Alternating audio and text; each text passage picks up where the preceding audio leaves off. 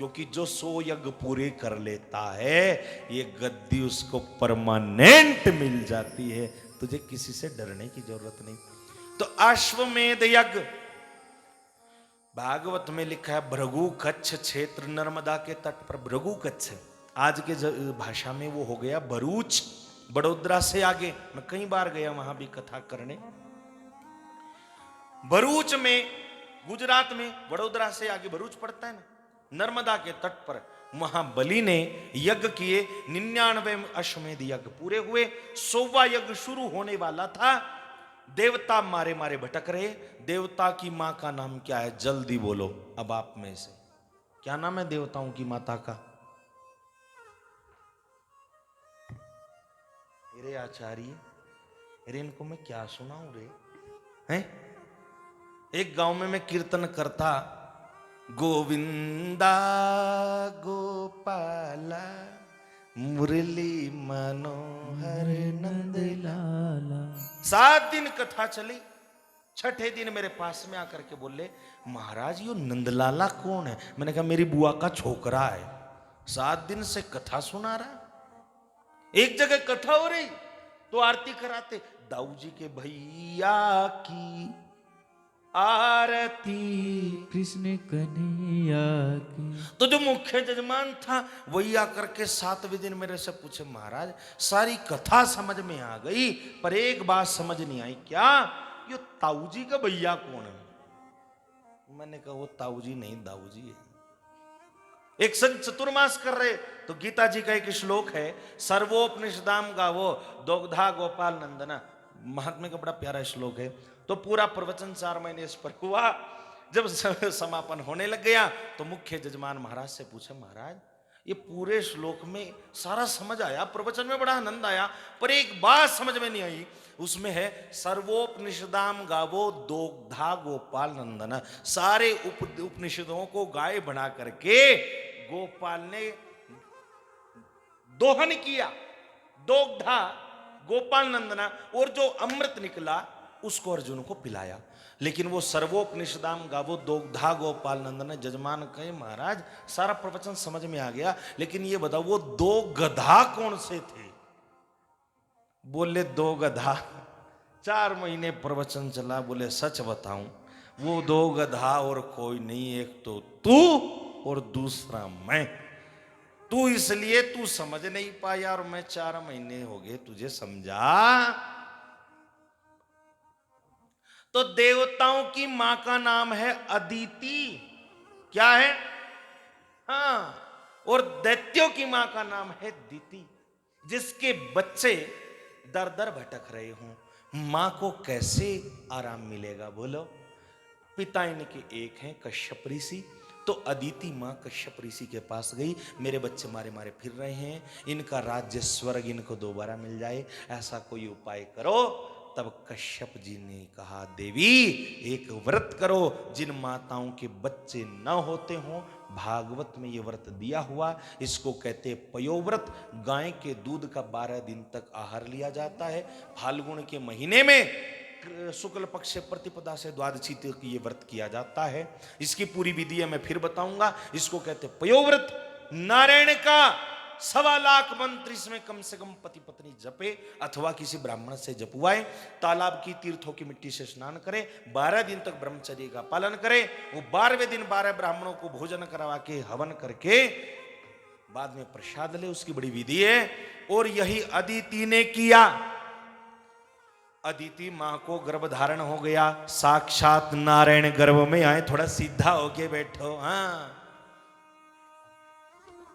गर्भ में आए। धीरे धीरे समय बीता। भाद्रपद का महीना आया, शुक्ल पक्ष आया, द्वादशी तिथि आई। दिन के 12 बजे कश्यप के आंगने में वामन भगवान प्रकट हो गए। बोलिए वामन भगवान की जय। वामन भगवान 52 अंगुल के।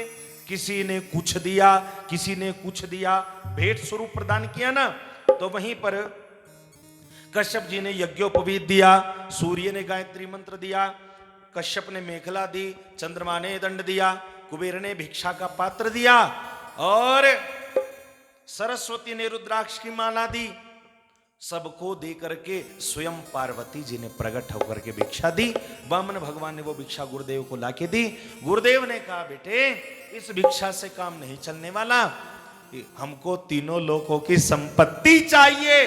कौन देगा मुझे? बोले इस समय तीनों लोग बलि के अंडर हैं और बलि ब्राह्मणों का बहुत भक्त है, इसलिए तुम ब्राह्मण के घर पैदा हुए, मैं जाओ मांगने के लिए। और भगवान नन्हे नन्हे चरणों से चल दिए, बलि के दरवाजे पर गए। बलि यज्ञ कर रहा था, स्वाहा स्वाहा स्वाहा। पीछे से किसी ने आके कह दिया क्या? तेरे द्वार खड़ा भगवान भगत भर दे रे झोली, भगत भर दे रे झोली।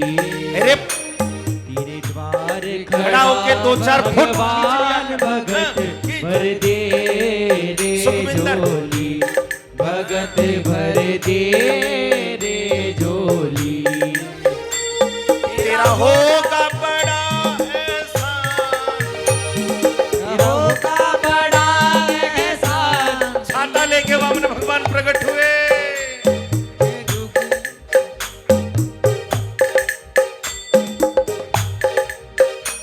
तेरा होगा बड़ा एहसान कि युग युग तेरी रहेगी शान। भगत भर दे रे झोली, भगत भर दे रे झोली। बोलिए वामन भगवान की। द्वार खड़ा भगवान भगत भर दे रे झोली, भगत बोलिए। भर दे रे झोली। जो सबको देने वाला आज मांगने के लिए आया।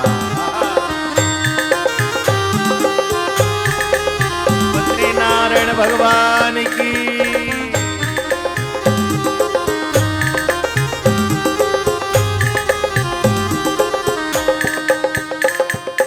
आज लौटा दे तू सर्वस्व अपना, मान ले कहना मेरा। आज लुटा दे सर्वस्व, आज सब कुछ दे दे, मान कहना मेरा। पल में मिट जाएगा तेरा जन्म जन्म का फेरा रे, जन्म जन्म का फेरा। तू छोड़ सकल अभिमान, तू कर ले जरा मेरी पहचान। भगत भर दे रे झोली, हो। भगत भर दे रे झोली। तेरे द्वार खड़ा भगवान भगत हाथ में ले लिया कमंडल रे झोली, भगत भर दे रे झोली।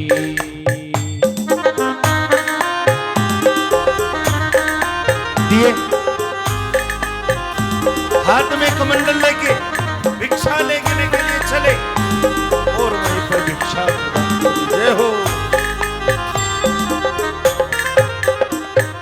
डोले उठी सारी धरती देख रे, डोला गगन है सारा, बोलो बोलो। डोले उठी है सारी धरती देख ले, डोला गगन है क्यों? सारा। भीख मांगने आया तेरे दरे, जगत का पालन हारा रे, जगत का पालन हारा। तू छोड़ सकल अभिमान, अमर कर ले रे तू अपना दान। भगत भर दे रे झोली, भगत भर दे रे झोली। तेरे द्वार खड़ा भगवान भगत भर दे रे झोली, भगत भर दे। बैठे रहो सभी, बैठे रहो। झोली, भगत भर दे रे झोली, भगत भर दे रे झोली, भगत भर दे रे झोली, भगत भर दे रे झोली, भगत भर दे रे झोली, भगत भर दे रे और झोली। सबको देने वाला आज मांगने के लिए चला, ध्यान देना। आहा, प्रेम से बोलो राधे राधे। भक्त के कारण भगवान मांगने के लिए चला। बलि ने पीछे मुड़ के देखा, जब कहा तेरे द्वार खड़ा भगवान भगत भर दे रे झोली। तू कर ले जरा मेरी पहचान, भगत भर दे रे झोली। मेरे ब्राह्मण इतने प्यारे लग रहे, छाता लगा के एक बार इनके लिए तालियां बजा दो जे। भगत भर दे रे झोली। और बलि ने पीछे मुड़ के देखा, मानो साक्षात सूर्य चला रहा। दौड़ के गया बलि, अद्य नः पितरस्तृप्ता। हे ब्राह्मण, स्वागत है, आज मेरे पितर तृप्त हो गए। क्यों? आज आपका आना मेरे यज्ञ में हो गया। किसी यज्ञ चल रहा हो ना, कोई साधु आ जाए तो सफल हो जाता है। जैसे हमारे आज यज्ञ में आदरणीय श्री मुकुंदानंद ब्रह्मचारी जी पधारे, तो अब मुझे लगता है ये कथा मेरे प्रभु नारायण ने स्वीकार कर ली है, हमारी भी अर्जी वहां पर लग गई है। कोई ब्राह्मण आ जाए, आचार्य आ जाए, विद्वान, आज मेरे पितर तृप्त हो गए। और महाराज सच बताऊं, आपको देख के ऐसा लगता है आज अपना सर्वस्व लुटा दूं। वामन भगवान ने कहा, बलि समय नहीं है मेरे पास, मुझे बस चाहिए 3 पग भूमि। क्या चाहिए? 3 पग। जोर से बोलो। शुक्राचार्य आए, बोले ना ये वामन, ना 53, ना 54, ना 55, ये साक्षात ईश वैरोचने साक्षात भगवान विष्णु रव्यय। ये वही बद्री नारायण है, इसको मना कर दे, मैं नहीं दूंगा। ये चला जाएगा, लेकिन इसको तू मत दे, ये सारा छीन लेगा तेरे से, कुछ नहीं बचेगा तेरे पास, तन के लिए कपड़ा भी नहीं बचेगा।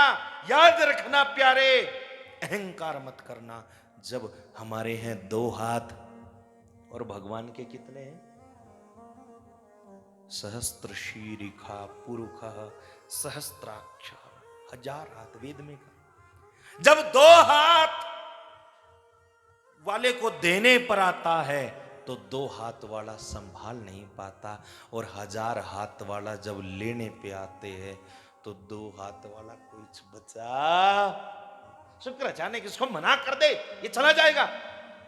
बलि ने कहा, मैंने वचन दे दिया, मेरे तो दोनों हाथों में लड्डू है। अगर वैसे साधारण सा ब्राह्मण है तो 3 पग भूमि कितनी होती है, मैं दे के विदा कर दूंगा। अगर ये साक्षात नारायण है तो जो दुनिया का मालिक है, मेरे द्वार पर हाथ पसारे खड़ा है, इसको दे करके तो मेरा जीवन भी धन्य हो जाएगा। धन्य। देखो भाई, लेने वाला सुपात्र हो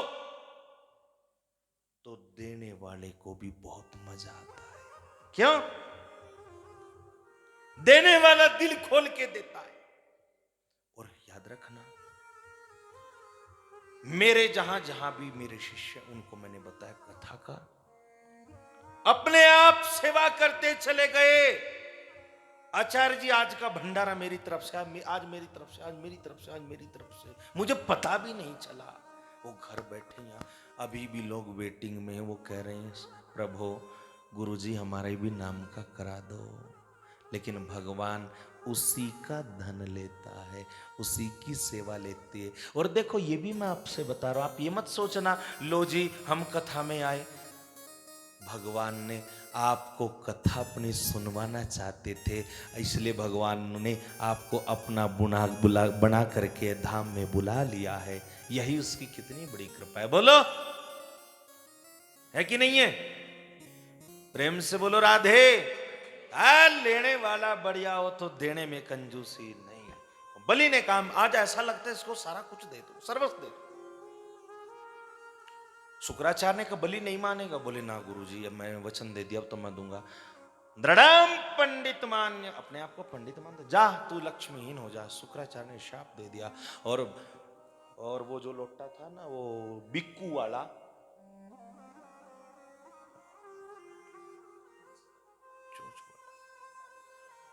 कहा, वामन ने बिना संकल्प के हम कोई दान लेते, अब जल छोड़ो, बोले हाँ छोड़ो। अब वो भिक्खू में शुक्राचार्य घुस के बैठ गए, जल आवे ना।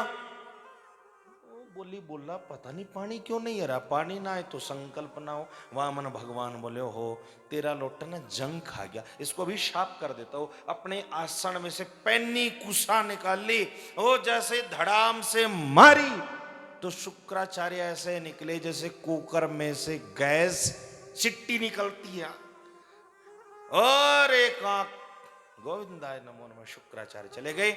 जल लिया, मंत्र है इदम विष्णु विचक्रमे त्रेधा निदते पदम्मा समूढ़ मत्स्य पागुं सरेस्वा। संकल्प लेकर के जल नीचे छोड़ा और कहा त्रीणि पदानी भूमिम तुभ्यम अहम संप्रददे, 3 पग भूमि में तुमको प्रदान करता हूं। और वामन भगवान ने कहा बलि नाप लो, बोले नाप लो। और देखते देखते भगवान ने विराट रूप बना लिया। बोलिए वामन भगवान की। पहला चरण बढ़ाया तो अतल वितल सुतल तलातल रसातल महातल पाताल को, सत्यलोक को, ब्रह्मांड कटाक्ष को फोड़ के भगवान का चरण ऊपर निकल गया। जल की धार चरणों पर गिरी, ब्रह्मा ने फटाफट अपने कमंडल में ले ली और वही कमंडल में से अलकनंदा और गंगा के रूप में प्रकट हुई। बोलो गंगा मैया की, बोलो अलकनंदा मैया की जय। कमंडल में ले ली। उसके बाद प्रेम से बोलो राधे। दूसरे चरण में नीचे के अतल वितल सुतल तलातल रसातल महातल पाताल को नाप लिया। अब बोले बलि बता, 3 पग भूमि का संकल्प किया, 2 तो रख दिए, तीसरा कहां रखूं। बलि की पत्नी बड़ी होशियार थी, बलि तो चुपचाप हाथ जोड़े खड़ा रहा। वो बोली बताओ प्रभु जमीन की कीमत ज्यादा होती है या जमींदार की। भगवान बोले जमींदार की ज्यादा होती है, तो जमीन आपने नाप ली, जमींदार को भी नाप लो। जैसे ही प्रभु वामन भगवान बलि के सर पर चरण रखने को तैयार हुए, तुरंत प्रहलाद जी प्रकट हो गई। वाह प्रभु वाह, मेरे सिर पर हाथ रखा, पोते के सिर पर चरणों की धूली, वाह प्रभु वाह, धन्य है। हे प्रभु आपकी लीला का भी कोई पार नहीं। बलि से भगवान ने कहा बलि मैंने तेरे से तेरा सब कुछ छीन लिया, लेकिन तू भी टस से मस नहीं हुआ। बता मैं तुझे आज रसातल का राजा बनाता हूं, अतल वितल सुतल रसातल का राज्य देता हूं, और एक वचन जो तू कहेगा वो मेरे से मांग ले। भगवान ने कहा, बलि ने जानते हो क्या मांगा? प्रभु आपने मुझे रसातल का राज्य दे दिया, जब भी मैं अपने राज्य से बाहर निकलूं या अंदर प्रवेश करूं तो मुझे द्वार पर आपका दर्शन हो, मैं कभी भी आ जाऊं। भगवान ने कहा ये चौकीदारी की ड्यूटी अच्छी लगी, तू तो पड़ा रही है अंदर और ठंड में मैं खड़ा रहूं बाहर, पता नहीं तू कब आ जाए बाहर। भगवान चौकीदार बन गए, द्वारपाल। हे लीला न्यारी है मेरे नंद लाल की, हे लीला है मेरे नंद लाल की, हे लीला न्यारी है मेरे नंद लाल की, लीला न्यारी है मेरे नंद लाल की, मेरे नंद लाल की, मेरे गोपाल की। बोलो मेरे नंद लाल की, मेरे गोपाल की। हो लीला न्यारी है मेरे नंद लाल की, हो लीला न्यारी है मेरे नंद लाल की। अब बना दिया द्वारपाल। भगवान ने, लक्ष्मी ने देखा प्रभु पता नहीं कहाँ गए थे, कहाँ रह गए। नारद जी पहुंच गए, लक्ष्मी मैया इन मेरे बद्री नारायण की लीला का कुछ नहीं पता, रसातल में देखो तो सही बलि के चौकीदार बन गए। लक्ष्मी ने कहा मेरा मन वैकुंठ में नहीं लग रहा, बताओ मैं क्या करूं। नारद जी ने कहा रक्षाबंधन का त्योहार आ रहा है और बलि की कोई बहन, सब समझ गई लक्ष्मी जी, वेश बदल करके गई और बलि अपने महल के बाहर घूम रहा था। शाम को देखते ही बलि ने कह दिया, बलि को देख के लक्ष्मी ने कह दिया भाई जी राम राम। ये फिर अब भी चुप बैठी है, क्या करूं मैं? भाई जी अब भाई का नाम सुन के बलि ने कहा आज रक्षाबंधन का त्योहार है और मेरी कोई बहन भी नहीं है, आज मेरी कलाई पर राखी। पहली बार बलि की कलाई पर राखी बांधी लक्ष्मी ने और बदले में बलि ने एक 100 का नोट दिया है। अरे पानी में भीग गयो रे, कोई बात नहीं, सब बोले नहीं प्रभु, हे भाई मुझे 100 का नोट नहीं चाहिए, जो मांगूंगी देगा। बलि के हो गए कान खड़े, बोले पहले वहां देने का संकल्प कर लिया था, आज तक यहां बैठे। बोले नहीं भाई मैं ऐसी चीज नहीं मांगूंगी, जो मांगूंगी देगा। बोले बहन जो बनेगा दे दूंगा। अच्छा ध्यान देना, आह बहन भाई का भी प्यार क्या अद्भुत होता है। मां के मरने के बाद अगर कोई दूसरी मां का दर्जा निभाती है तो वो बहन निभाती है। बलि की कलाई पर राखी बांधी और लक्ष्मी ने कहा भाई मुझे कुछ नहीं चाहिए, बस तेरा ये द्वारपाल मुझे पसंद है। ओहो, द्वारपाल का हाथ लिया बलि ने और प्रभु के हाथ में दे करके कहा प्रभु तुम बड़े छलिया हो, तुम साधारण नहीं हो जाओ अपने रूप में प्रकट। तो दोनों लक्ष्मी नारायण के रूप में प्रकट हो गए। बोलो लक्ष्मी नारायण। पूरी दुनिया या तो लक्ष्मी के सामने हाथ पसारती है या नारायण के, लेकिन धन्य है बलि। ये बलि कौन था आप बताओ, कौन था बलि पिछले जन्म में है?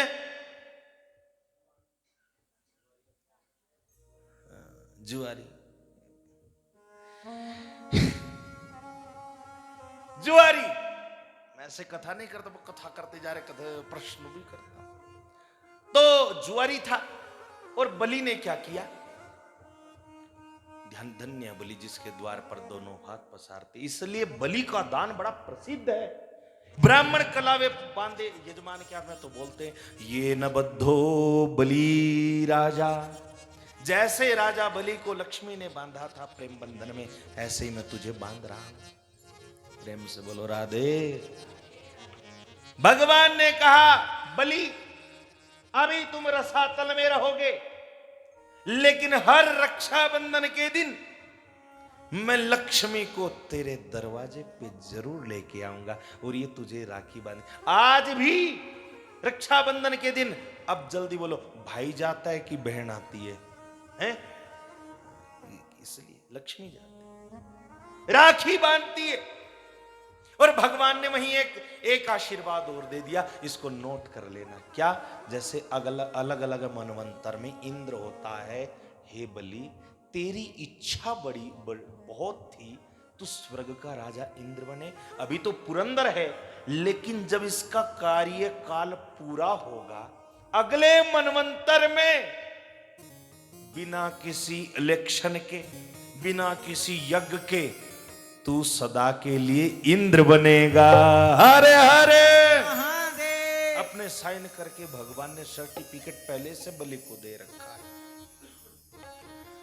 दैत्यों में बहुत भक्त हुए, अष्टम स्कंद को विराम दिया, मत्स्यावतार का वर्णन किया। नवम स्कंद में भगवान सुखदेव ने प्रवेश किया। 9वें स्कंद में कृष्ण कथा कहने से पहले राम कथा कही। ध्यान देना, 3 अध्यायों में राम कथा है भागवत में। भागवत में 3 अध्यायों में राम कथा। ध्यान से सुनना भाई, राम कथा क्यों कही?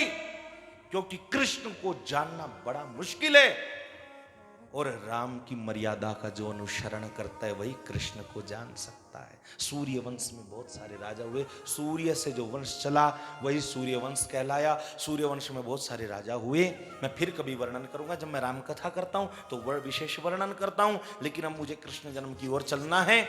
सूर्य वंश में बहुत सारे राजा हुए, महाराज दशरथ हुए, कोई संतान नहीं हुई। मुख्य रूप से 3 रानियां हुई, रानियां तो और भी थी, शांता नाम की कन्या हुई, श्रृंगी के साथ ब्याह दी। लेकिन एक बार भूपति मन माही, भय गलानी मोरे सुत नाही। ऋषि के पास गए, श्रृंगी ऋषि वशिष्ठ बोलावा, पुत्र काम शुभ यज्ञ करावा। धीरे धीरे समय बीता, नौमी तिथि मधुमास पुनीता शुक्ल पक्ष अभिजित हरिप्रीता। चैत्र शुक्ल पूर्णिमा नवमी तिथि बुधवार के दिन भगवान राघवेंद्र सरकार मध्य 12 बजे प्रकट हुए। बोलो रामचंद्र भगवान की जय। धीरे धीरे बड़े हुए, चारों भाइयों का जन्म हुआ। विद्याध्ययन करने के बाद गए गुरु ग्रह गयो पढ़न रघुराई, अल्पकाल विद्या सब पाई। घर पर आए विश्वामित्र आए, लेकर के चले गए। सबसे पहले भगवान ने एक ही बाण प्राण हर लीना, दीन जानीते ही निज पद दीना। और भगवान ताड़का सुबाहु मारीच का उद्धार किया। भगवान का विवाह हुआ। विवाह के बाद में वनगमन हुआ। दशरथ जी का मरण हुआ। केवट से मिलन हुआ। गंगा पार भगवान हुए। निषाद राज से मैत्री पहले हो चुकी थी। सीता जी का हरण हुआ। हनुमान जी का मिलन हुआ है। सुग्रीव का मिलन हुआ। और फिर समुद्र पर सेतु बांधा। भगवान ने रामेश्वर भगवान की स्थापना की। रावण का उद्धार किया। याद रखना, रावण भी कोई कम नहीं था। रावण की, जब मैं रावण चरित्र की कथा करता हूं, विशेष बताता हूं, रावण तो बड़ा महान विद्वान। और उसके बाद भगवान ने 14,000 वर्षों तक राज्य किया। बोलो रामचंद्र भगवान की जय। रामायण में एक पात्र ऐसा है जटायु, जिसको परम मुक्ति मिली, फिर कभी वर्णन करूंगा। लेकिन अभी तो रघुपति राघव राजा। अरे बोलो बोलो। पतित पावन सीताराम सीताराम सीताराम भज प्यारे तू सीताराम। राम कथा को प्रणाम करके 3 अध्यायों में सुखदेव जी आगे चले और कहा, परीक्षित, चंद्रवंश में प्रभु प्राकट्य हुए। चंद्रवंश का थोड़ा सा मैं वर्णन करता हूं, ध्यान से सुना, प्रेम से बोलो राधे। अब प्रभु के प्रकट होने का समय आ गया। थोड़ा सा ध्यान दे के सुनना। विस्तार में करने लग जाऊं तो 9 बज जाएंगे, लेकिन कोई बात नहीं, 10 मिनट में मैं भी सब उत्सव मना ही दूंगा। चिंता ना करो, तो मेरे हाथ की बात है। जहां मुझे अच्छा लगता है वहां मैं डूब जाता हूं तो डूब जाता हूं। और यहां तो भाई किसी चीज की टेंशन होनी नहीं चाहिए। बोलो, कितने लोग चाहते हैं ये कथा जल्दी ही समापन हो जाए। जरा हाथ खड़े करियो, हाथ खड़े कर रही बेटी। कितने लोग चाहते हैं कि कथा थोड़ी और चलती रहे। जरा हाथ खड़े करो। अच्छा अच्छा, मन से कितने, अच्छा चलो खैर कोई बात नहीं। चंद्रवंश में भगवान कृष्ण का जन्म हुआ। थोड़ा ध्यान देना। एक राजा हुए चंद्रवंश में, महाराज ययाति। क्या नाम था उनका? जोर से बोलो। हैं? ययाति। इनका मैं थोड़ा सा वर्णन करता हूं। मैंने अभी बताया आपको, शुक्राचार्य के पास मृत संजीवनी विद्या थी और किसी के पास नहीं थी। देवताओं के गुरु बृहस्पति के पास भी थी। तो देवताओं ने बृहस्पति को कहा कि गुरुदेव, ये जो आपका बेटा है कच्छ, ये बहुत तेज बुद्धि का है, इसको आप पढ़ने के लिए शुक्राचार्य के पास भेज। ये कथा भागवत में नहीं, अन्य पुराण से बता रहा, विष्णु पुराण की कथा। कच्छ को भेज दिया मृत संजीवनी विद्या प्राप्त करने के लिए, लेकिन शुक्राचार्य के कान भर दिए दैत्यों ने। ये विरोधियों के गुरु का बेटा, इसको कोई विद्या मत देना। 14 वर्षों तक कच्छ ने सेवा की, शुक्राचार्य ने कुछ नहीं दिया। शुक्राचार्य की इकलौती बेटी थी देवयानी, उसका प्रेम कच्छ से हो गया और कच्छ को मारने की योजना दैत्यों ने बना ली। कच्छ की हत्या कर दी, समुद्र के तट पर फेंक दिया। जब शुक्राचार्य घर आए तो उनकी बेटी भी रो रही थी। तब पूछा, बेटी क्यों रो रही है? बोले, अभी तक कच्छ नहीं आया। बेटी वो मर गया तो मैं भी मर जाऊंगी। भगवान शुक्राचार्य ने कहा, नहीं बेटी, उसको मैं जिंदा कर दूंगा। मृत संजीवनी मंत्र से उसको जिंदा कर दिया। अब दैत्यों ने कहा, भाई ये आफत खड़ी हो गई, ये बार बार मरेगा, बार बार जिंदा करेंगे। शुक्राचार्य की नीति को समझ के दैत्यों ने कच्छ की हत्या की और उसको जलाया, उसकी राख को शरबत बनाया और शुक्राचार्य को पिला दिया। शुक्राचार्य जब घर आए तो बेटी बैठी रो रही थी। बेटी क्यों रो रही है? तब का मेरा कच्छ ने, जब का मेरा। शुक्राचार्य समझ गए, यहां देखो धर्म की कैसी मर्यादा, ध्यान देना। शुक्राचार्य ने कहा बेटी समझ गए, इसके मन में मेरे पुत्र के, मेरी बेटी के प्रति, कच्छ के प्रति प्रेम है। बेटी वो इस बार नहीं आएगा। क्यों नहीं आएगा? इस बार मैंने उसको शरबत में उसकी राख को पी लिया है। और बेटी उसको जिंदे करने का वो एक उपाय है। क्या? मैं वो मृत संजीवनी विद्या तुझे देता हूं, तू मेरे पेट को फाड़, थोड़ी सी राख निकाल और मंत्र पढ़ के जल छिड़क दे, उससे कच्छ जिंदा हो जाएगा और उसके बाद तू मुझे जिंदा कर देना। ऐसा ही किया। देवयानी ने पेट फाड़ा, राख निकाली, मंत्र पढ़ के मृत संजीवनी मंत्र जैसे ही जल छिड़का तो कच्छ तुरंत जिंदा हो गया। कच्छ ने जिंदा होते ही पूछा, देवयानी तूने मुझे जिंदा कैसे किया? बोले मैंने जिंदा ऐसे किया, मेरे पिताजी ने वो विद्या मेरे को, अब वो विद्या दो ही जानते थे अब तक। कौन कौन? शुक्राचार्य या महादेव। तीसरी देवयानी। देवयानी अपने बाप को जिंदाबाद में करना, पहले वो विद्या जल्दी बोलो मुझे दे दे। अब भोलेपन में वो विद्या दे दी कच्छ को। कच्छ ने बैग उठाया अपने घर को। देवयानी ने कहा कच्छ कहां जा रहा है? बोले मैं विद्या प्राप्त होगी अपने घर जा रहा हूं। बोले खबरदार अगर तू घर गया, मैंने तेरे से प्रेम किया है। क्या किया है? मैं तेरे से विवाह करूंगी, मैं तुझे घर जमाई बना के रखूंगी, मेरे पिता की सेवा करें। कच्छ ने कहा सुन देवी, तू मेरे गुरु की बेटी है और गुरु की बेटी भी अपनी सगी, अरे बोलो ना, बहन जैसी होती, और बहन से विवाह नहीं होता, ये धर्म शास्त्र कहता है। और हां तू मेरी गुरु भी है, गुरु से विवाह नहीं होता, ये धर्म शास्त्र। देवयानी ने शाप दे दिया, मेरे आश्रम के बाहर निकलते ही सारी विद्या भूल जा।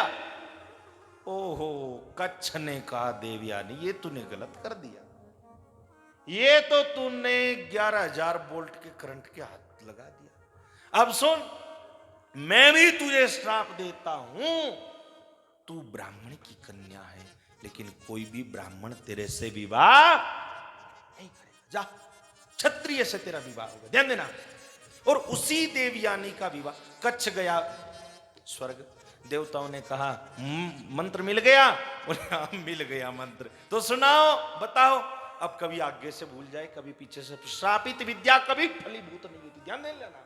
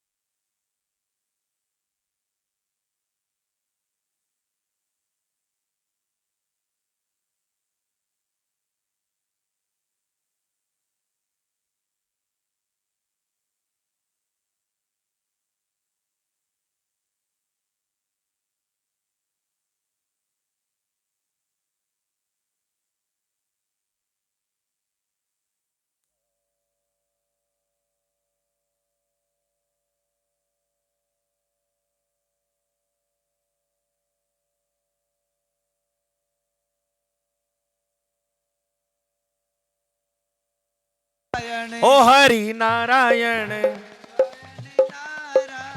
हो बोलो नारायण नारायण श्रीमन नारायण नारायण बोलिए नारायण भगवान की जय हो।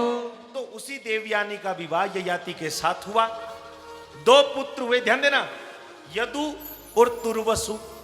और ययाति की दूसरी पत्नी, उसका नाम था शर्मिष्ठा, वर्षप्रभा की बेटी थी। दासी बन के गई थी, महारानी बन के रहने लग गई।